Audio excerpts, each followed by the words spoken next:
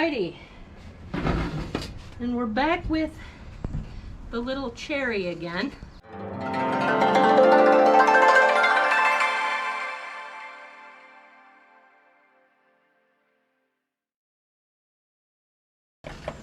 Because I don't have money to run out and get a real bonsai pot, and this has to be root trimmed, I took one of these pots and I cut it, and then I put some Gorilla Tape around the edges of it because the edges of these are pretty sharp when you cut them.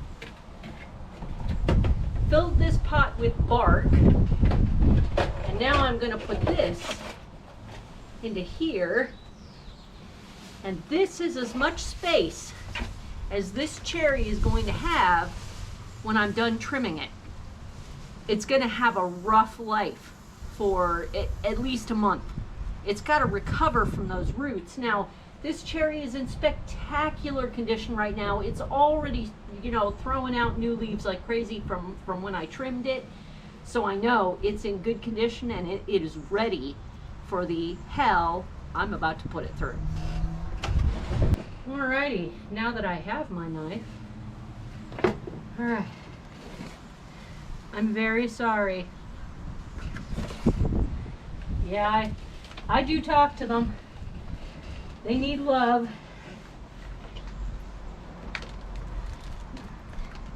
I'm going to do my best not to displace any of those wires I've already put on the stems.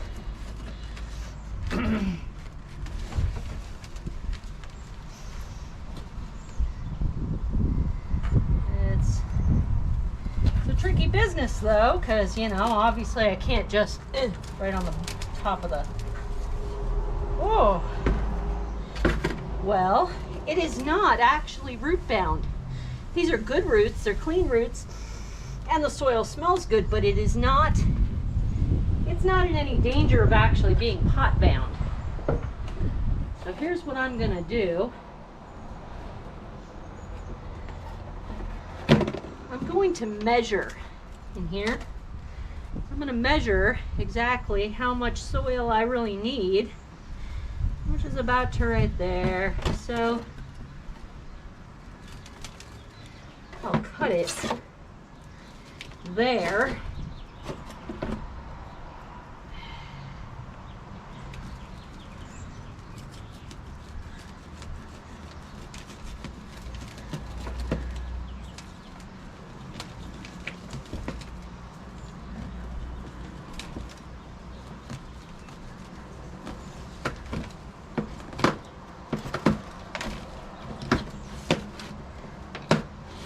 Go.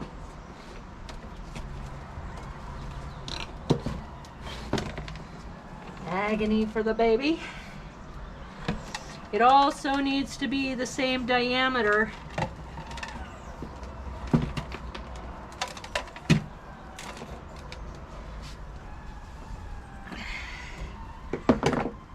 But I'm going to tease some of these roots out, see if I can't just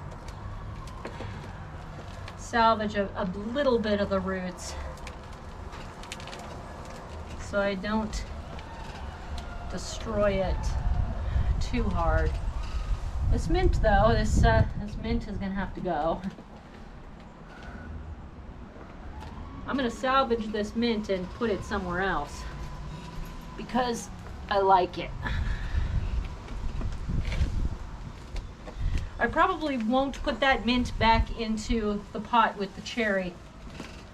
I don't want the cherry feeling like it has to compete with anything while it's trying to recover from having 3/4 of its root structure disrupted.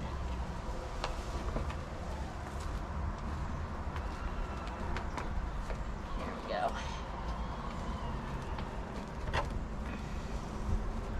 This is the first time I've done this with a cherry.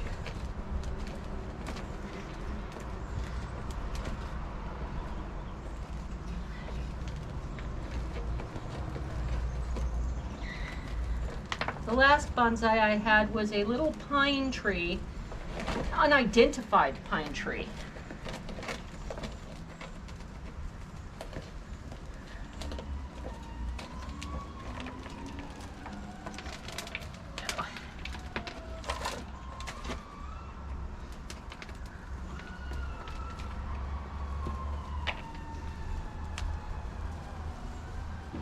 Okay. Some of these roots out here. It's almost ready to fit. Almost. I'm gonna trim a few of these roots.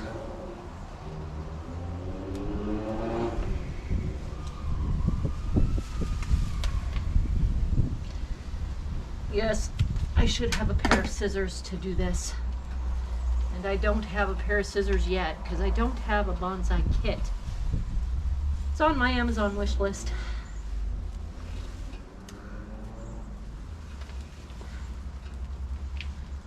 All right, fit now, almost.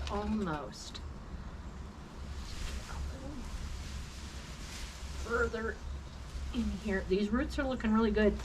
And it smells really good. It smells earthy and clean.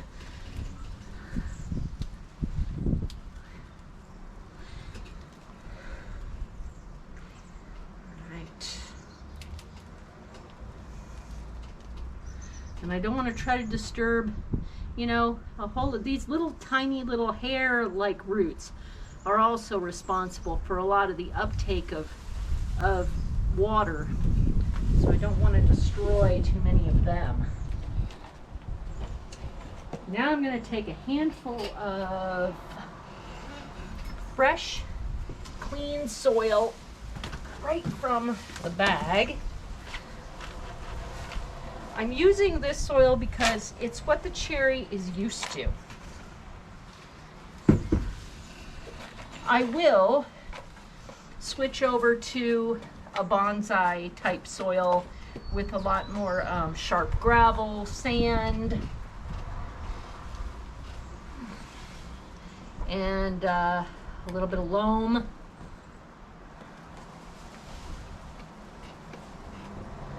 Alright, get in there. Come on. I know. Hey, look at that. It fits. It fits. It fits. As much as I really like this soil, right now it's very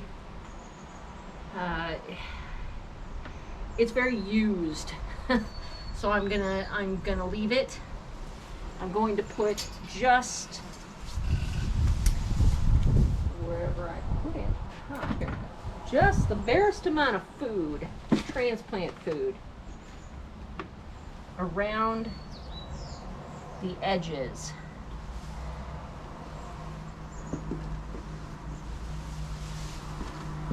I don't want it to entirely be without resources, but I don't want to overload it either. Now I can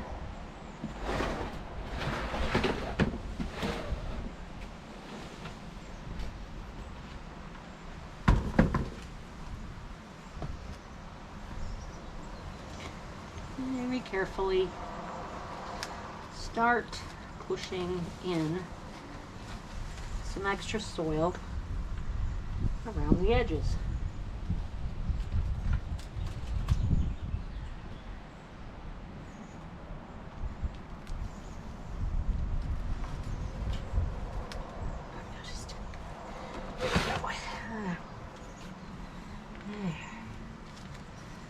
There we go.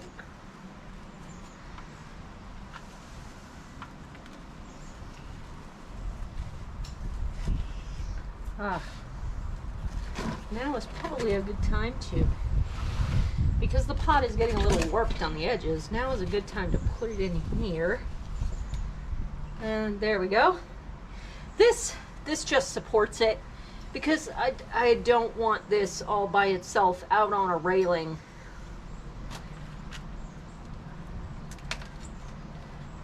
There we go. Turn.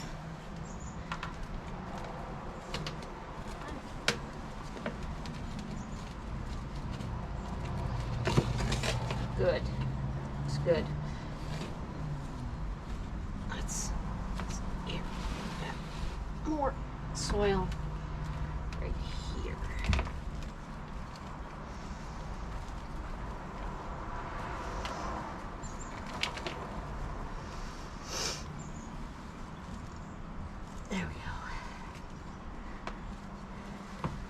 Now remember, I'm not an expert. I don't know if this is going to work, but my experience and my training tell me that this cherry can survive this, and that this is probably the best way to go about training this cherry to learn to live with less. And I'm going to have to watch it like a hawk. I'm going to have to make absolutely sure it gets enough water until it's ready for the permanent pot it's going to live in.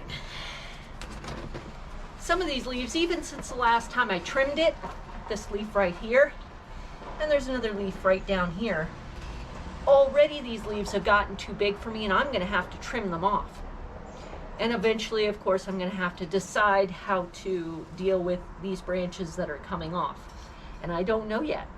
I don't know how I'm going to deal with that. I don't know what I'm going to do with them. It's all a learning experience, but here is the first step. Good cherry.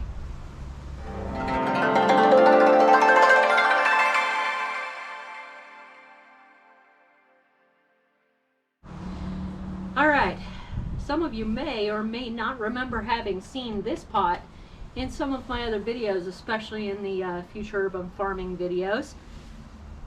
This is thyme, and that's big fluffy thyme plant, and this is rosemary. This rosemary is going to come out today, and I'm going to give it a chance to actually be a bonsai too. But I've already picked out its pot. This. I know, it is so lowbrow, the little plastic strawberry pot, but yeah, I like it. First thing I have to do is actually trim this thyme back because it is a little too happy. I'm going to put that in this nice clean pot here, and then I'll take it inside and dry it off so that I can use the thyme this winter for food. Thyme is exceedingly forgiving when you trim it. Be bold, be mean. You can't hurt it too much. Especially since I'm going to ruin all its roots today. It's going to look a little, it's going to look a little sparse for a while, but that's okay. There we go. That's what I want.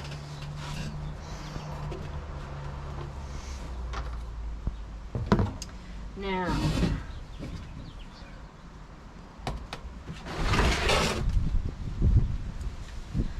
going to make sure that I don't lose any parts of my self-watering pot because I love this pot and I really do need it.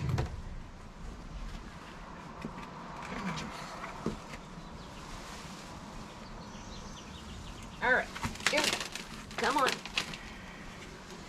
Woo! These roots are coming right out the bottom, aren't they? These plants have been very happy together, so anybody who's actually considering putting a thyme and a rosemary together, it's a good idea. They don't fight each other. Lots and lots of roots, but still not root bound.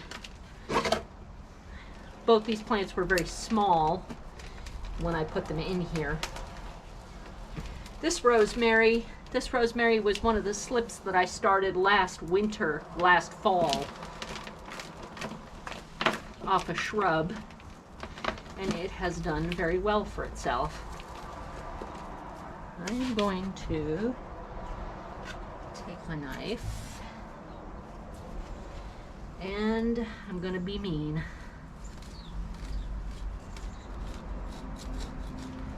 There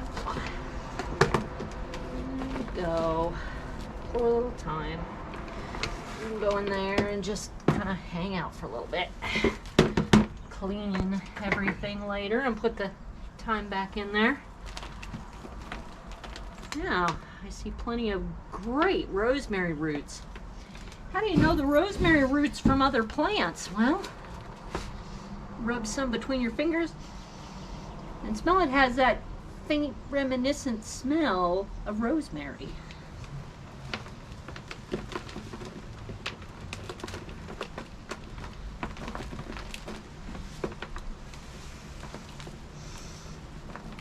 The nice thing about rosemary, you really can abuse it. So it's a great candidate for people to practice root trimming on and repotting, things like that.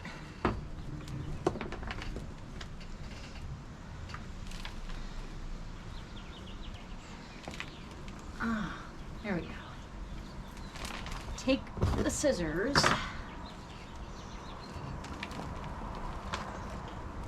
Very loose potting soil, I just shake it all off. Now I can trim the roots to whatever I want them to be. There's the main one. I haven't broken it, it just ends right there. There we go. All right. Is it going to fit? It is going to fit very nicely in there.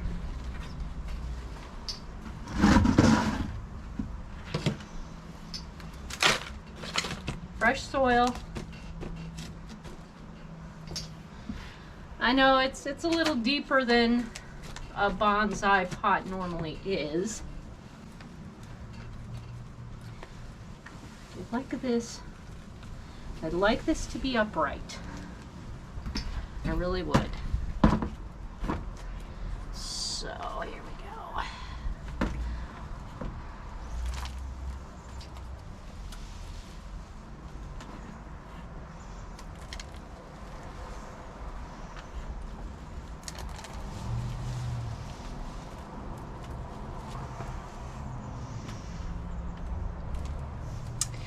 I'm not going to do anything fancy with the stem of this rosemary. And again, yes, I do need to get proper, bonsai soil.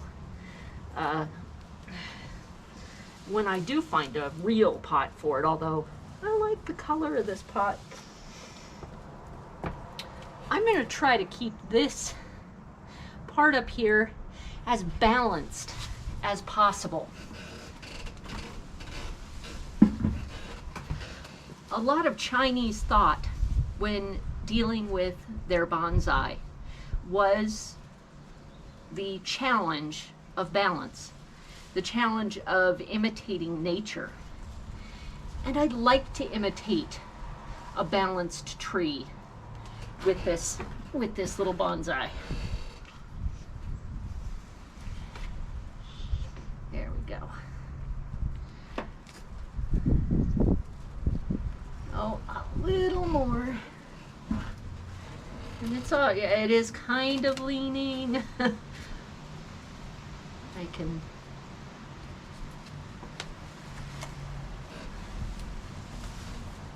There. That's better. We'll water that in, add more soil if necessary. But I think right now, this is pretty good for me to practice on.